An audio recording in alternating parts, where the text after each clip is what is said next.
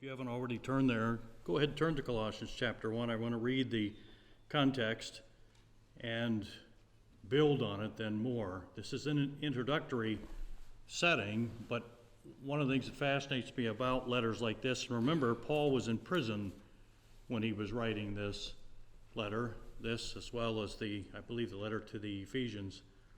And so that might help in thinking through some of the motive, some of the burden that Paul might have for the church, the Christians in Colossae, especially with the other potential ideas and thought processes that were always surrounding them, especially new believers. There were always those ready to come in and pounce to fill in the thoughts with dangerous thinking, things that would pull them away from the core of the gospel, the hope of the gospel. And what's interesting in this text is Paul lays out three things that thrill him about what he'd heard about the Christians in Colossae. And they are the three foundations, the triad, I think sometimes are referenced, faith, hope, and love that they have. But then when he acknowledges that, he goes on to pray for them with something very specific. And at face value, it may not look that impressive for what Paul prays for them, but out of his burden, he prays that they might be filled with the full knowledge of God. There's an understanding there that's essential to battling off everything else that we're going to face in life. Faith, hope, and love are the foundation upon which we build these things, but as a practical part of that, it's the thinking, the understanding that is necessary for us for the rest of our lives. We sometimes don't think about that. The significance of any thought that can come in and the difference it can make with us. It can be a multitude of thoughts. It can be a train of thought that comes in. And this is why this is such an urgent prayer. Because oftentimes we wonder, well, how did somebody slip into bad theology? Or how did someone slip into a bad practice? Or how did their life take that sudden turn? Guaranteed, it did this because of at least one thought, or two, or a train of thought, a different way of thinking. We all suffer with this and sometimes don't realize how much we're bombarded nonstop. I think about the picture that comes to my mind is sometimes when I've interacted with some of the technology area for the state and working with security in particular, and so often they'll use the same illustration with me when they think I'm not as sensitive to security needs as I ought to be. I am sensitive to these things, but sometimes I don't want security to be such a focus we can't get anything done. I won't vent anymore on that. But they will use one illustration constantly. They say, you don't have any idea. I do, but they'll often start that way. You don't have any idea the countless thousands upon thousands, which ends up to millions of cyber attacks that happen every day. Every minute of every day, they're constantly coming, trying different ways. They've been pre-programmed, not necessarily people, probably rarely are they people anymore. They're just things they programmed to constantly go after and attack and bombard the system to find some vulnerability and get in and infect the entire thing. And again, you get a couple of these things in, and they're deceptive, because many of us know what it's like to get those emails where they say, by the way, you've got a package waiting for you at the post office. It was undeliverable. Please click this link. And sometimes that's all some of these things need, is for us to do some action on our side to accept it naively, and then it takes over and can do great damage. Just one little tiny, seemingly insignificant attack. So when we understand that, okay, well, that's true in the technology realm. Well, it's certainly true with us. We're the ones that sometimes belittle the danger of thoughts and thinking. And this is why, with Paul, understanding completely, the full understanding of the full knowledge of God is so important. Don't go part way and think, well, I've learned a lot. I'm certainly good at the whole concept, generally speaking, of faith and love, all based on that hope that we have that Paul talked to the Colossians about. And then just stop there. I think I've got a grasp of that. No, there's so many other details that we need to constantly keep learning to be on the alert. We cannot trust our instincts. We cannot trust our own natural thinking. Instead, we need our thinking reworked, and that reworking constantly. Because again, how often do we trust our own thoughts, our own feelings, our own instincts, and where it ultimately leads? In chapter 1, watch the flow of thought here. Paul is talking about how thrilled he is with them. Verse 3 of chapter 1, we give thanks to God the Father of our Lord Jesus Christ, praying always for you. So he's praying for them and for their good. So he's never saying, I'm praying for you because now you're all set. No, there's always more to be done. Praying always for you, since we heard of your faith in Christ Jesus and the love which you have for all the saints. These are huge things, great evidences of salvation. And why are these things in place? He gives now another part of that, the third now, because of the hope laid up for you in heaven, of which you previously heard in the word of truth, the gospel. And now he builds on it, because a lot of people think, yeah, the gospel, and then we leave it at that and don't realize the details that come with it, and then the resounding, reoccurring effects of the gospel. You and I are constantly living in the repercussions of the gospel and its impact on us, and it keeps growing and growing. It comes back and comes back and comes back like waves, and their impact on us. The truth of the gospel ultimately, because the hope laid up for you in heaven, of which you previously heard in the word of truth, the gospel, which has come to you, just as in all the world also. It is constantly bearing fruit and increasing, even as it has been doing in you also, since the day you heard of it and understood the grace of God in truth. And that's exactly right, the grace of God in truth. We were at a church yesterday for my nephew's wedding, and I was looking at one of their pamphlets, and their name of the church is Grace and Truth. And they pulled it right from this text. Grace and truth, both in harmony with one another. The grace, the undeserved favor of God, all founded in reality.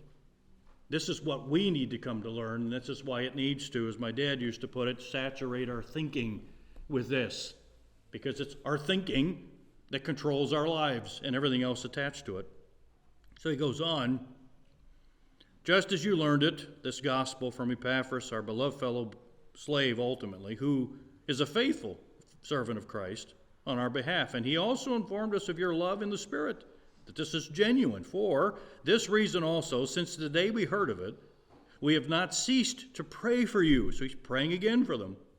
And to ask that you may be filled with the knowledge of his will in all spiritual wisdom and understanding. That's a very thorough statement. That you would be filled with the fullness of his wisdom, of his knowledge, the spiritual wisdom, this understanding. So then applying it, it's not just something you understand. As far as just with your mind, you understand because it's now plugged in. We live by it. We don't just know it. We live it, so that you will walk in a manner worthy of the Lord, which is our purpose.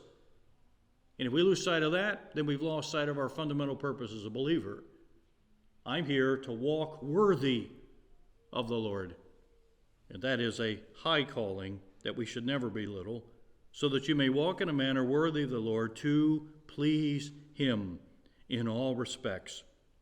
I heard someone recently dealing with that underlying idea of please there, and they said essentially if I put it into plain English, we might resist it a bit, but to please has the underlying picture of being a yes person, a yes man. These days, nobody likes that, right? But there are some occasions I think we can imagine that being a yes man would work, but that's exactly what this is. We understand our position before not only our holy God, our loving God, but our omnipotent, omniscient God, that of course I'm going to be a yes person. I'm constantly poised to say yes, and not deny, not to push back. It's always yes. That's to please him in everything. So that every possible turn, that's what Paul is praying for them, that they may be filled with the knowledge of his will and all spiritual wisdom and understanding, so that you will walk in a manner worthy of the Lord, to please him in everything, in all respects, bearing fruit then. That's the result A lot of people focus on, well, I need to be fruitful, I need to be productive. Please church, please organization, please conference, please book. Give me some insight into how I can be fruitful. Well, we've already been told where fruit comes from. If we don't pull it up any other way, ultimately it comes from this wisdom and understanding, ultimately living to please him, and as a result of that automatically comes bearing fruit in every good work, and not just stopping there and increasing in the knowledge of God. Then we're back to that again, and then you learn even more. And what do we think we do with that? Then we're more driven to then understand and apply it, and as a result of that, striving to please him more, and in striving to do that, bearing fruit, and in bearing fruit, coming to a greater knowledge of God, and then the cycle repeats over and over again. That's how it's supposed to work. That's why Paul's praying it this way. Then, to solidify things, because we are vulnerable, again, in the same area in our own thinking. So, strengthen, then verse 11, with all power, according to his glorious might. Certainly not ours, because we're without strength. For attaining of all steadfastness, there's that security, that sturdiness, and patience. Along with that, then, joyously giving thanks to the Father. Why? Because he's the one who qualified us to share in the inheritance of the saints in light. That's that hope that he started this part of this section with already. You have this faith and you have this love because of that hope. And here again, as it were, a parenthesis on the other side here, references again that same hope. For he rescued us, lest we forget where we came from the domain of darkness, and transferred us to the kingdom of his beloved Son. This is why we're so thrilled. This is exactly what took place. This kingdom of darkness doesn't just mean evil. That evil is certainly included in the kingdom of darkness. That's how all of us would be. But darkness also carries with it that blindness, that lack of understanding. He rescued us from that also. We know what's what. Doesn't mean we understand it in the sense that we live by it or apply it. That's why he's praying that that would be the case, and they keep growing in it and growing in it. In whom, how did this take place? We'll be dealing with this in the second session as well. In whom we have redemption. In whom we have redemption. Well, generally, what is that? How could we be purchased out of slavery? The forgiveness of sins. There's where it comes from. This is what is core to what drives us. How often does this come up in our own thinking? We allow ourselves to think so highly of ourselves, we forget what's been done for us. Again, I can't put two thoughts together correctly in anything that's of value without this grace, without being rescued, without understanding I have been forgiven my sins, which is an astounding thing when we come to start to understand God. I suddenly start to get little, very little, and God becomes greater and greater. The opposite again, of course, when there's not this understanding, is I become greater and greater, and what's the danger of that? God, in my sight, becomes smaller and smaller, and that is anything but the truth. And there's a great danger, obviously, in that. We'll get into this later, but then who is it that did this? How can we be sure of this? Who's the one that did this work? It wasn't how he looked down to us, now you do your part. No, who was the one that did it? He is the image of the invisible God, the firstborn of all creation. This is Christ. For by him all things were created, both in the heavens and on earth, visible and invisible, whether thrones or dominions or rulers or authority, all things have been created through him and for him. That sums it all up ultimately. Who did this? This is the creator of all, the Lord Jesus Christ himself, and everything is for him. To live my life in any other direction is to be totally disillusioned.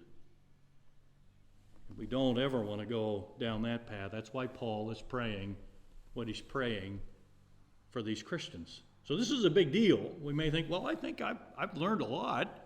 Yeah, but remember, that's why I wanted to stress. Look at the cycle that's going on here. I learn, I apply, understand, we glorify God and praise him, and then we're productive in all this, and then We grow in the knowledge of God even more, only to start it over again and over again. That this is part of how God works it all out. We'd ended last time, this was a couple weeks ago, well into point number 2 there on page 5. The request, the ask, we might put it, that they be filled with knowledge, but of a very specific type. We do not want to be in opposition to this as a priority of our life. Learn, learn, learn. We don't want to stop with that attitude of I've got to be taught, I've got to learn. And part of the learning is not just book learning, it's application. I must apply it, it must be practiced. This is essential to our lives. We'd ended with point D and E, still building on the detail. It is the fullness of the knowing or focus of His will. Of His will. And this, again, is very important because when we talk about His will, this is what we might call the preceptive will. The precepts. We know the word precepts. It's what God has detailed out. This is my will. Come to understand this and learn it, because then we learn of God. We don't want to be like the fool who has no delight but that his heart may discover itself. The fool just wants to learn more and more about themselves. The wisdom of God is we learn more and more of Him. And that's huge because it's coming to a fuller understanding of His, again, preceptive will. His desire, His wish, His pleasure, what He likes, what He doesn't like. Ultimately, then, what He's laid out for us to do. Point E, dealing with the wisdom of false teachers. Mr. Lightfoot, who I quoted off to the left there last week also, or 2 weeks ago, but Lightfoot also points out that it usually came under the guise of philosophy, which he defined as this. He said, here's how it often comes, and it comes in smart ways, and it makes sense, and it seems to work, and lots of people believe it, thus philosophy. And how did he define this particular use of philosophy? The offspring of vanity, uselessness, nurtured by the mind of the flesh. It's an interesting, very critical phrase there. The offspring, the child, the output of uselessness, vanity, which of course has its core in our own pride. That's a truly vain person. They're vain because they're very proud. All from the mind of the flesh. Now here's where we're at today, the wisdom of God, point F. The wisdom of God, which is spiritual primarily, is more than just knowledge. It is a knowledge given. Also, it's instruction of how to think about what is learned and known. There's a danger in sometimes the way we've learned things, at least in our time on this earth, of where so much of it just seems to be, well, if I can pass the test, which is book learning, then I have truly come to understand. But that's not true. We don't ever want to be guilty of that simplicity, I suppose. Simpleness might be a better word. We don't ever want to be guilty of that, thinking, well, I passed a lot of tests. I give you the answers. Well, you give me multiple choice, you give me true or false, you give me essay questions even, and I'm pretty sure I can pass this test. No. The passing of the test is in its implementation. If you really understand it, now put it to use. Can you actually use it in the real world, we might say? That's more the idea of this understanding that comes with it. I have a great deal in my head, but now can I apply it? Do I know what to do with it? There's a danger in thinking, I've learned so much. Yeah, but what are we doing with it? I've known some folks, I thought about this at Anna's graduation too, not trying to speak obviously against education in general, but I noticed some who were getting a third, maybe a fourth degree. And then they get the more colors on the thing that they wear around their neck. I'm sure there's a technical term for that. And more colors and more colors and more colors. And you think, wow, look at all the degrees. Yeah, but what are we doing now? I could go through life and say by the time I'm 60, I've earned 4 or 5 different high-level degrees. To what end? It might be impressive to one aspect of life, but then what are we doing with it? Have we practiced it? And that's more the understanding idea that we want to follow here. It's an understanding which is spiritual. It's above the physical. And the underlying word here is fascinating to me. This understanding is sunesis. Sunesis, which is not nearly a complicated word, as someone might think, basically meaning to put things together. We might say it in basic English, to connect the dots. That you would start to get all these dots of learning, these points of learning, and suddenly you're able to start connecting them. Oh, I see how they fit together. It's too easy to compartmentalize. That's how I used to pass tests. I was pretty good at it. I could memorize blocks of things in prepping for tests. And I did really well in tests. I was a good student. But it wasn't until much later, when I was actually out applying some of these things, that I started to have those aha moments where, oh, that's why we learned that. That's how that fits. And then some things I thought, boy, I wish I would remember that. I remember passing this on the test. Oh, I can't remember anything about it. I got to go back because now I've got an application for it. That's why we always have the posture of a student, always learning to apply, to obey. This is very important. So the idea there for understanding is so that you get to a point where you're learning and learning and learning, and then you start to connect the dots. Sunesis there, that underlying word. Off to the left, this understanding is knowing what to do with this wisdom. How to apply, how to use it. So much more than just to know or knowing about something. It's very important we get to this stage, and why this is a Paul's prayer. Because I would imagine many of us could be put in different situations where we're starting to work our way through theology. And again, there's a place for this, and we can all start to defend the truth, and we have our bits and pieces of knowledge. But we might be experts at this, and to some degree we ought to be experts at this, but what difference does it make in our lives? So me knowing, for instance, the omnis, what difference does it make in my life? My God is omnipotent. Well, how does that affect my daily outlook on life? He is all-powerful. That should certainly affect my fears, shouldn't it? He's omniscient. Just dealing with real basic points of theology, with the big omni words. Again, omniscient. He knows everything that can be known. He knows everything about everything. As I like to stress, we don't know everything about anything. So that's kind of comparison. So how might that affect my life? Okay, is God omniscient? Absolutely he's omniscient. Then how come we don't live like he's omniscient? How come so often we think, maybe I don't say it, but my attitude certainly communicates it. Maybe God doesn't know what he's doing. Isn't it sometimes what we're guilty of? I'm trying to make the point that this is what understanding is now. It's now, I'm connecting the dots. God is omniscient. That now connects a lot of dots in my life. And then the whole faith thing starts to make sense. Why I trust him. Why would I trust him? Because he knows everything about everything. So it would be kind of ridiculous not to trust him. We're going to get to a quote here actually next that builds on this, point G. This is by William Gurnall. Human faith, which there is such a thing, everybody has faith. Human faith is indeed weakest. We all trust something, usually ourselves or our read on things, but human faith is indeed the weakest and most uncertain kind of knowledge because man's testimony on which it relies is so fallible, including our own. This is the problem with human faith. The understanding on which it relies is man's understanding, man's perception, so it's fallible, and it's already on shaky ground. I'm talking to the highest levels of man's understanding, including philosophy, science, and things like that. There's already at least some shaky ground there because it's fallible. But divine faith, the most certain versus the weakest, divine faith, the most certain because the testimony of God on which its weight bears is infallible.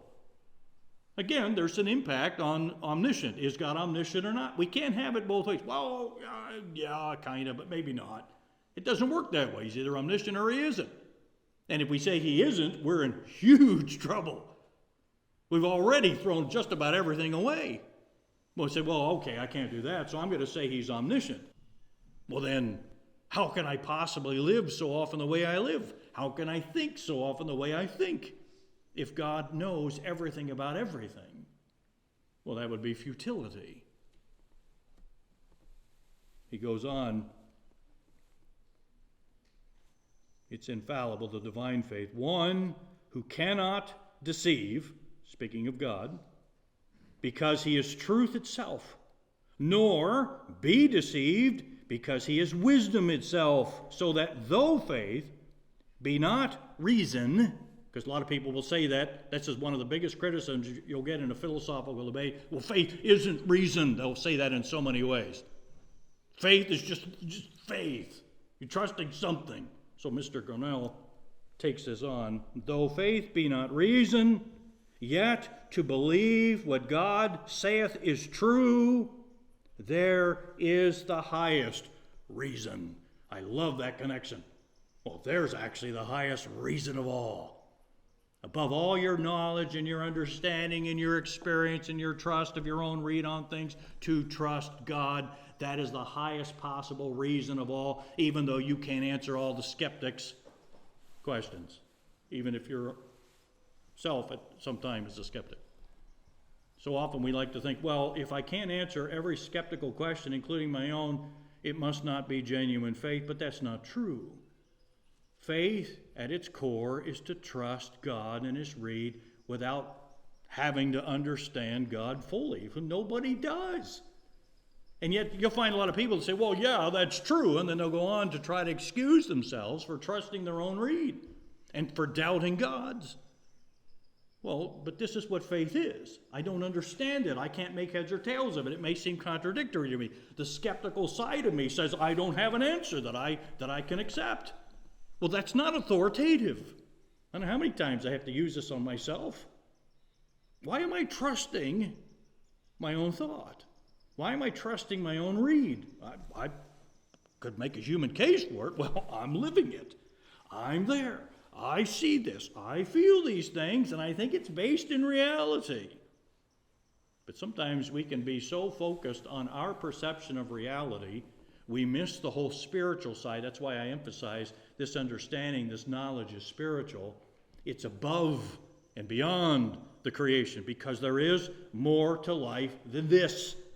So I can say, well, I'm firmly grounded in reality, but if all I consider reality is what I can see, feel, touch, and understand on my own, then I'm not truly grounded in reality, because there's more than that, and I need someone whose perspective is beyond the physical realm, who sees the physical, who actually created it, and the spiritual, and the eternal.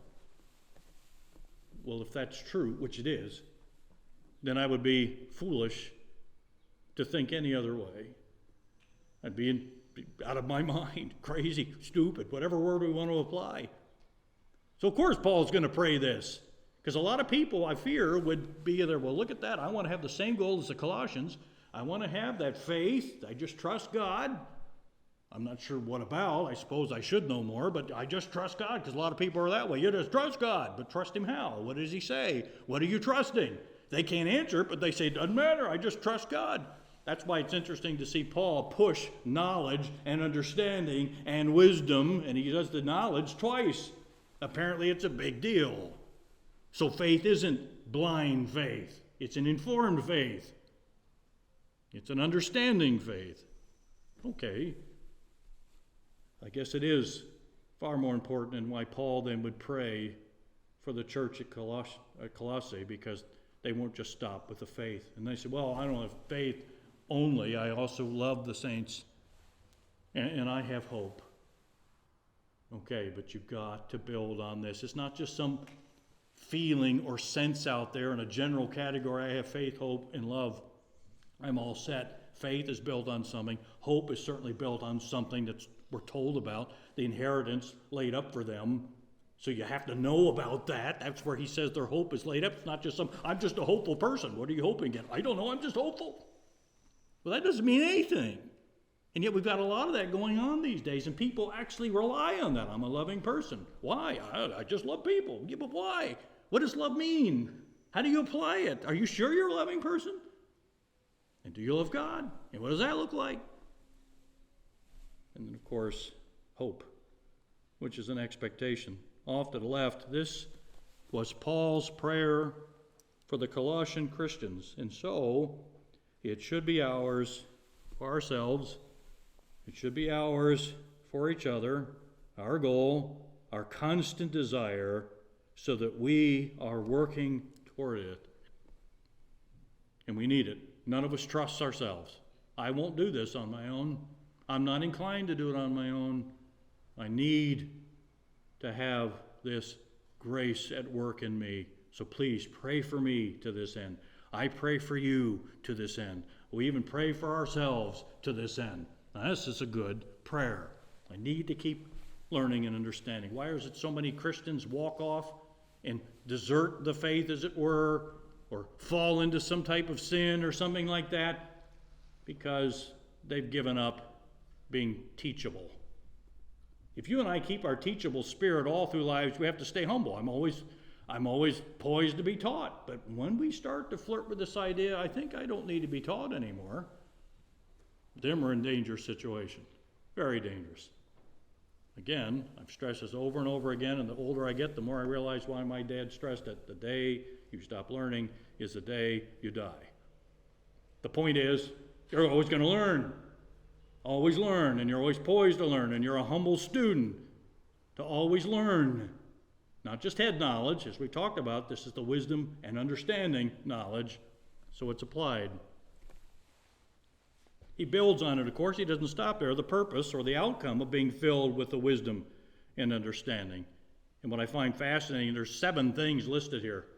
Okay, this is pretty good bang for your buck then.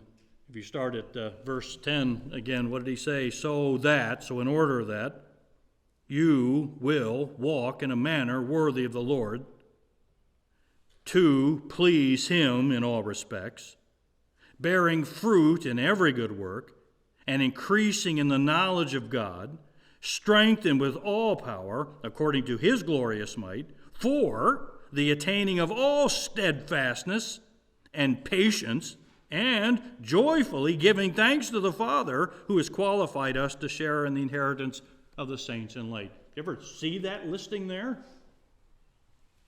He's praying all this, not just some general category that you'll be generally wise in your spiritual growth, but look at the outcome that comes. I mean, there's so many things that wouldn't we want to be steadfast? Have you ever wanted to I just wish I'd be grounded so that when things come and go in life, I'll stay grounded, because we all realize we're not built that way normally. We're like Paul warned the Ephesians. You go with every wind or wave of doctrine out there.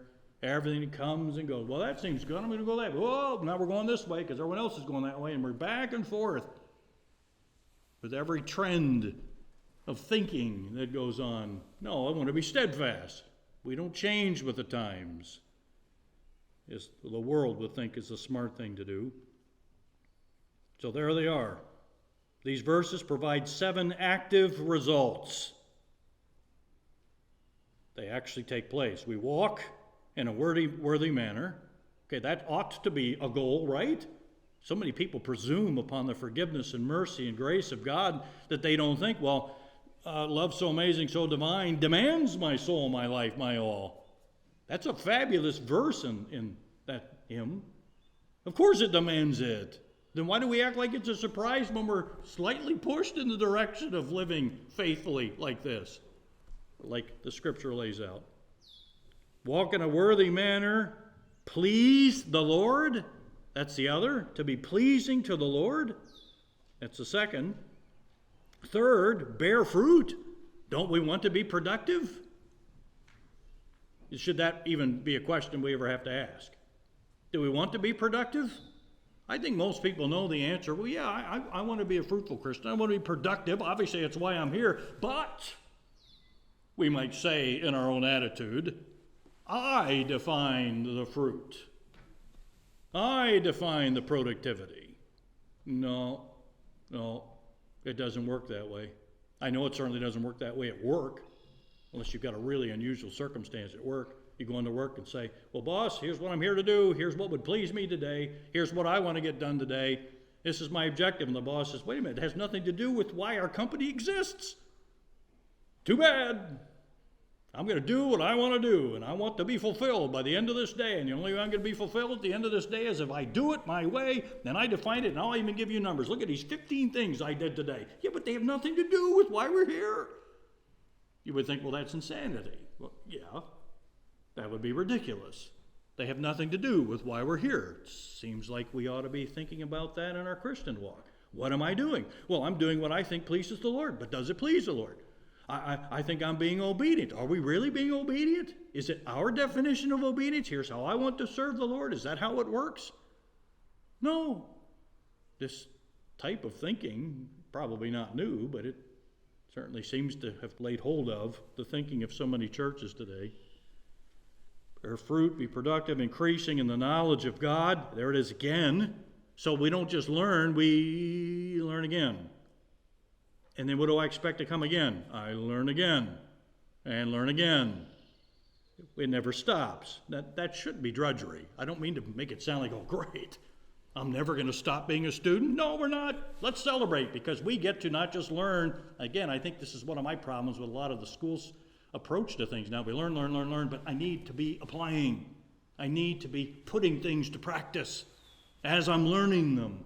Boy, it's amazing how nice those things are to us when we understand that. My favorite classes when I used to teach those software seminars were the ones where I would get custom classes. And before I'd have to set up for the custom class, let's say like database classes, what area do you work in? And they would tell me their area. And I said, give me some samples of the reports or things that you want to produce. Can you give me some sample data? And if they could give me all those things, I loved those classes. Because then I would go through, like Microsoft Access when it was still allowed to be used in the state, or Microsoft Excel, something like that, and I would say, here's your data. And I'm going to show you one of my all-time favorite tools. I love it in Excel. I love pivot tables. Oh, the magic that you can do in a pivot table if you understand your data. Oh, how smart it makes us look when you use effectively a pivot table. And they're improving, by the way, on the pivot tables in case anybody's interested.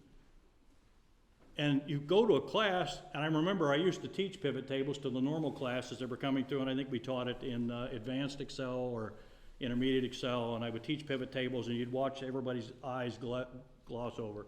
Like, can we get through this? And you'd give these sports store illustrations of a pivot table. But when I would get to those custom classes, and you say, I'm going to teach you a pivot table, and here's your data, all this way. Now you can look at it a couple of, now watch this. Bring up your pivot table, drag this field down here to the columns, the rows, to the calculations, to the filters. Keep mixing them around. They're watching all this. And then put it into a pivot chart or table. And now move those things around. Look at this, the simple little data. Can you tell I'm enthusiastic about it? Next thing you know, you've got 15 to 20 really customized report that can be changed to the fly. Even in a PowerPoint presentation, you can bring it in and you can change it on the fly and you can impress them if they're paying attention. And you can impress them with it. Oh, you wanted to see it this way? Well, let's look at it this way. Let's look at it this way. This way looks really good. This way looks really bad. What are we going to do? We're now interpreting our data. So when I was able to put it into practice, all those classes were loads of fun. I had people go away and say, this was a great class. I rarely got that in an intermediate Access or Excel class. People would go out of there almost in tears because they were so bored. But when you can apply it, it's amazing. So it's just a basic thing with learning. Okay, we get it. Well, that's how we're wired. I don't think that's some tricky thing about personalities. It's how we're wired. So as I'm learning what God has taught us, there needs to be application. And to apply, I need to be a student. To be a student, I need to be humble. I need to be obedient and say, all right, here we go. I'm going to do it. Even if I'm not all enthusiastic about it, which if most of us are honest, that's most of the time. But look what it leads to. Strengthened with his might. Okay, that sounds appealing. I really would like to be strong. I don't think it's just a guy thing. I really would like to be strong throughout life. So as I get older, I'm not getting weaker, I'm getting stronger and stronger in these things. And then attaining stability, which is the result of that strengthening. I'm not going to fluctuate with society. And joyously giving thanks that he let us be a part of all this because he rescued us from the domain of darkness. Oh, how fortunate I am. There's where we are. A lot of Christians, we struggle with joy altogether because we forget we get to do this. That's how we're supposed to be. And when the joy's not there, we need to go back and see where did we fall off track. This is one I have to constantly revisit. Joy is certainly something I struggle with.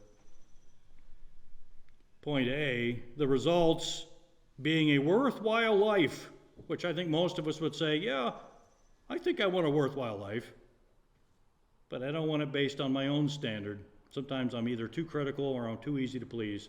Neither one is worthwhile.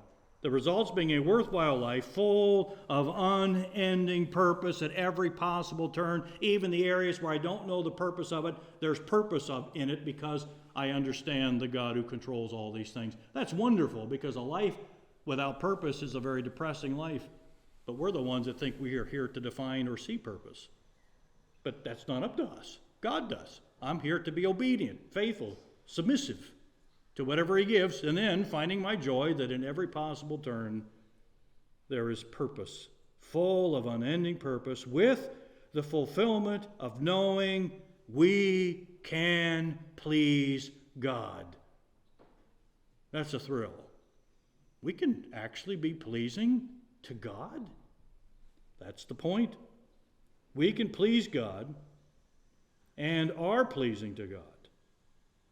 Why is this important?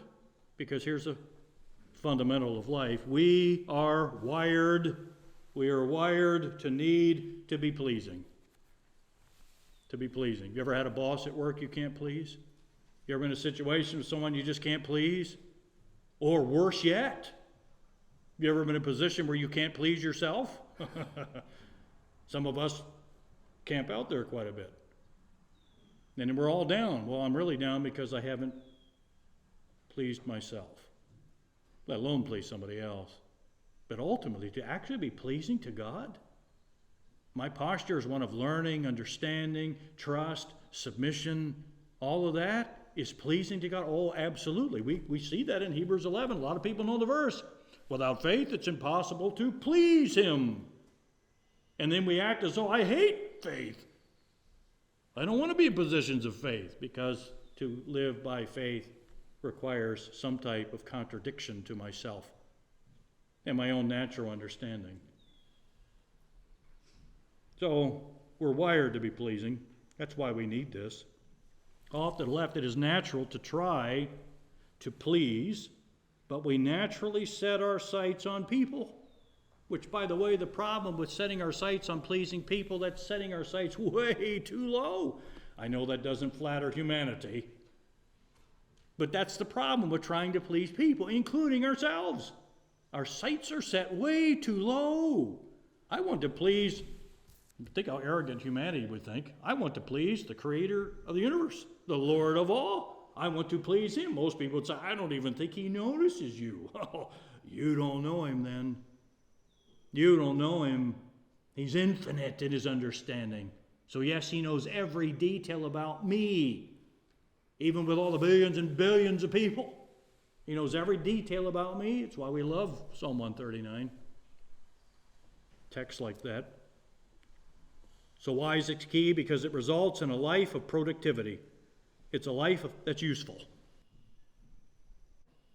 Been to some funerals in the past where you can tell, and I'm not trying to be hypercritical, I just tried to learn from a situation where you're trying to summarize the end of somebody's life and you hear their life summarized and you can just tell the person speaking is just trying to come up with something of value. You feel obligated to because you love the person or care about the person, but then you realize there's just not much to say.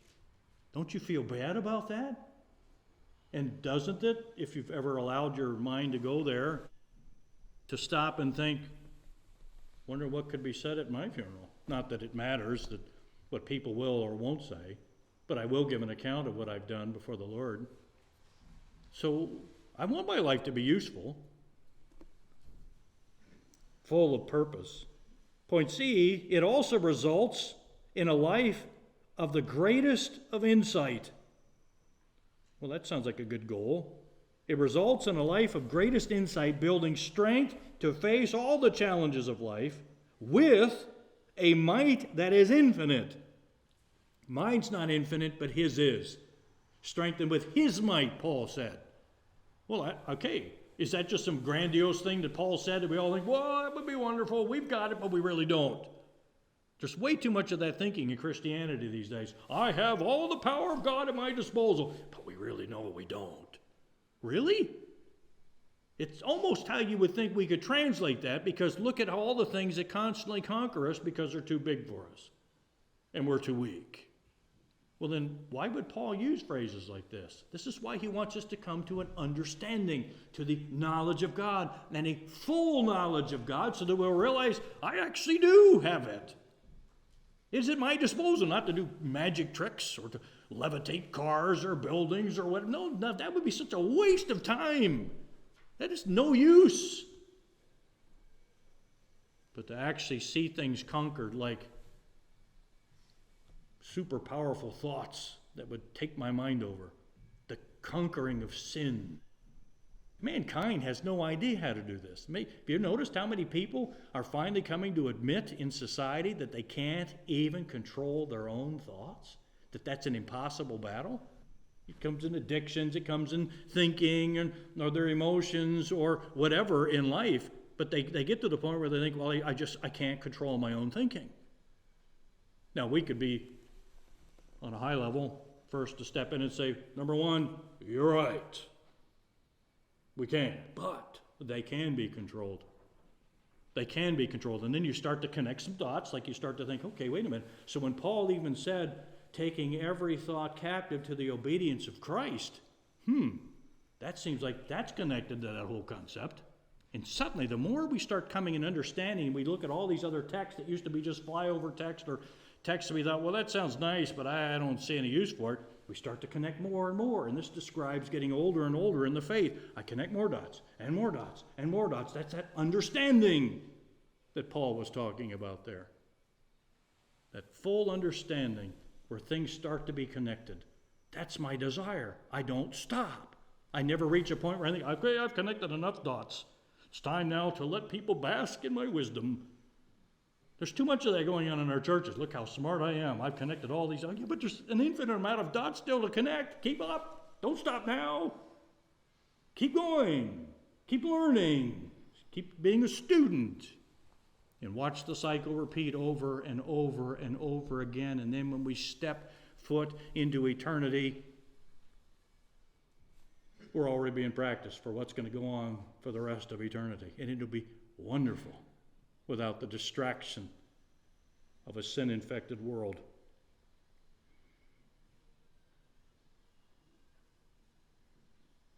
All the strength that's built to face the challenges with a might that is infinite. What's the benefit of that? A constant, steady life. Oh, to have that. A constant, steady life that is constant and steady through the biggest waves of all. It's not constant and steady because life is peaceful. It's constant and steady through the huge waves of life. That's what I want. It doesn't depend then on circumstances. Often left overconfidence in personal insight or overconfidence in the level of learning is at the root of intellectual pride. We start to think, I really do know a lot. Compared to whom? Not to God, but we do look at each other. Oh, did you hear that person talking the other day? Why, I'm so much smarter than they are. What good does that thought ever do us? In any capacity. What good does that ever do us? It doesn't do us any good. Just lends to pride, intellectual pride. And such pride has a huge danger that people forget.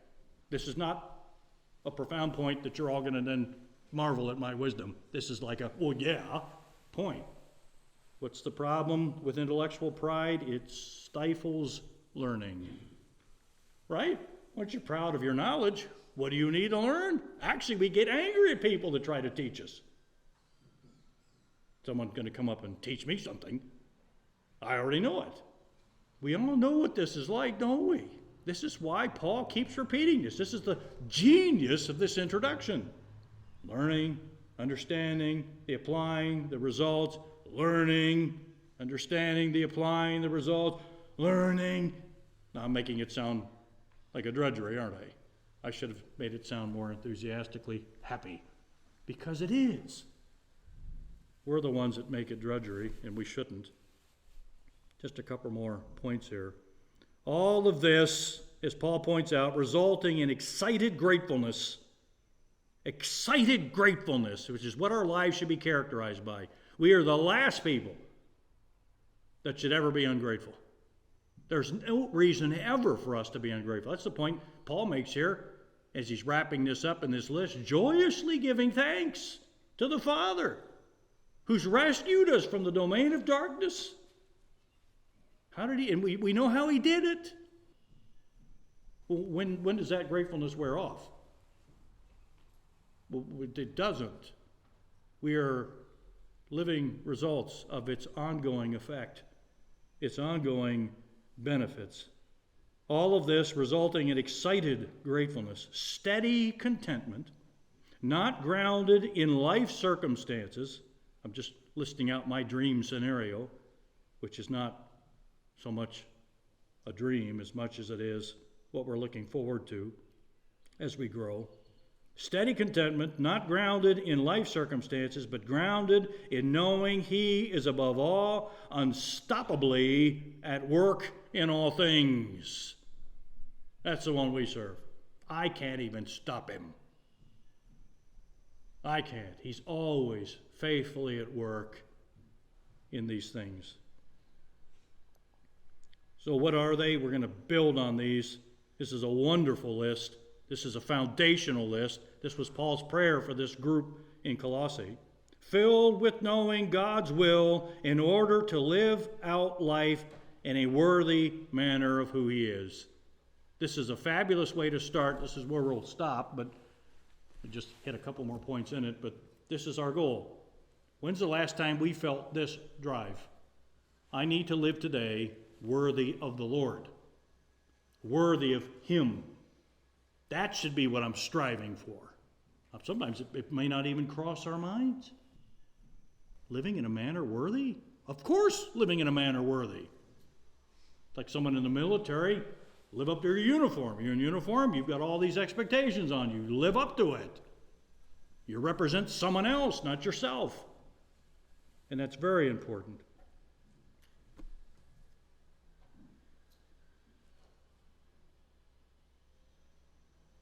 A genuine wisdom and understanding of the knowledge of His will, which is connecting everything that came before it, will assuredly translate into how one, once for all, lives out their life. I'm here to live worthy of Him. Some might look to counter this with the claim of dead orthodoxy. I actually read some of that. Oh, well, that sounds a little close to us, coming to this knowledge of His will and the knowledge of God. Paul, we've seen what happens there. All these people in the knowledge, they're missing the wisdom and understanding. That just leads to dead orthodoxy. We know what dead orthodoxy is. People who know so much, but they've never come to understand what they know. But they know it, but they don't really know it. They haven't put it into practice. Some might look to counter this with the claim of dead orthodoxy, but that would simply be knowledge. And that's not what this is. This is not gnosis. This is epignosis. This is having a knowledge that's understood because it's used, it's applied, it's comprehensive is another word. Often left dead orthodoxy being ultimately a knowing without the doing. Some of us may have met people like this before. Maybe we've been people like this before where we know the answers, but no one would ever know what we know if they just watched how we lived, how we talked. That would be an example of dead orthodoxy. People who know the theology, but they don't really know it. They gnosis it, but they don't epignosis it. They don't understand it because it's not lived out. Let me end with this. Point B, a person can demonstrate that they are not filled, because that's what the word Paul uses. He doesn't mean a casual knowledge. This is a filling up, which is constant. A person can demonstrate that they are not filled with such knowledge or insight if they are not unstoppably driven to pursue a life lived in a way honoring to the Lord. That's one of the biggest tells that someone does not truly understand the wisdom of God.